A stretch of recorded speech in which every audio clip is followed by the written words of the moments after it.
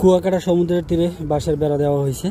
এইটা নিয়ে আমি দেখলাম বেশ কয়েকজনের পোস্ট দিছে, নেগেটিভ মন্তব্য করছে যে আসলে বাঁশের বেড়া দিছে সমুদ্রের তীরে, এটা কেমন। আসলে এটা দেওয়ার কারণে পর্যটকদের নিরাপত্তা দেওয়ার কারণে যাতে কোনো ধরনের দুর্ঘটনা না ঘটে, যার কারণে দেওয়া হয়েছে। আমি যারা দিছে তাদেরকে ধন্যবাদ জানাই। কারণ হচ্ছে কি, এইটা কিন্তু বিচের এরিয়া, দেখবেন যে এইদিকে অ্যাভেলেবেল গেস্ট হাঁটা যাওয়া মানে হাঁটাচলা করে। তো আমি একটু ঝুম করে দেখাই, এই দেখতে পাচ্ছেন এইদিকে কিন্তু প্রচুর লোকজন। তো হচ্ছে এই বেড়াটা যদি না দিত তাহলে কি, বেশ কিছু গাড়ি দেখাচ্ছি, যেমন এই যে দেখতে পাচ্ছেন এই যে গাড়ি আছে, কিন্তু আমি একটু কাছে যাই দেখাই। এই জায়গায় কিন্তু গাড়িগুলো ভিড় করে আছে, যেমন একটা ভ্যান আছে, ওই ভ্যান আছে, ওই ভ্যান আছে।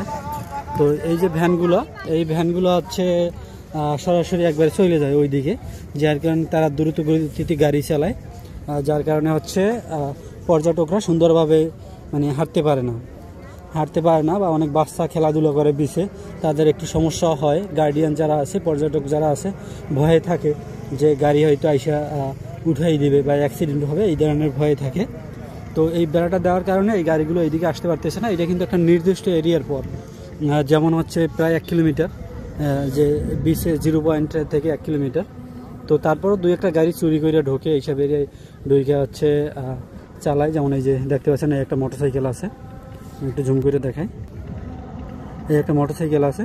সময়ের কাছে চোখে পড়লে হয়তো তারা অ্যাকশন নিবে, কিন্তু এই বেড়াটা দেওয়ার কারণে আমি তাদেরকে ধন্যবাদ জানাচ্ছি। কারণ একটা পর্যটকদের একটা নিরাপত্তা হয়েছে। এখন সবাই যে ছোট ছোট বাচ্চারা থাকে বা পর্যটকরা থাকে, এরা এই যেমন এই কিন্তু ট্রেনিং দেওয়া হচ্ছে, এটা কিন্তু ট্রেনিং দেওয়ার জায়গা না, নিলে একটা নির্দিষ্ট দূরে যাইয়ে দেওয়া, কিন্তু এই যে কোনো মুহূর্তে কিন্তু পড়ে যাইতে পারে। তো সে ট্রেনিং দিচ্ছে, যে কোনো মুহূর্তে পড়ে যাবে। তো সেক্ষেত্রে কী হবে, একটা দুর্ঘটনা ঘটবে। তো দুর্ঘটনা ঘটলে একটা পর্যটকরা একটা ভয় পাবে। তো যার কারণে এই যে বেড়াটা দেওয়ার কারণে আমি তাদেরকে ধন্যবাদ জানাচ্ছি, যাতে হচ্ছে পর্যটকরা এসে সুন্দরভাবে শান্তিতে ঘোরাঘুরি করতে পারে, কোনো ধরনের সমস্যা না হয়, সুন্দরভাবে হাঁটতে পারে। তো যারা নেগেটিভ মন্তব্য করছেন তারা বিষয়টা জানবেন, শুনবেন, তারপর নেগেটিভ মন্তব্য করবেন। কারণ হচ্ছে এটা পর্যটকদের জন্য ভালো হয়েছে, কারণ এখন কিন্তু সবাই সুন্দরভাবে হাঁটতে পারতেছে, ঘুরতে পারতেছে।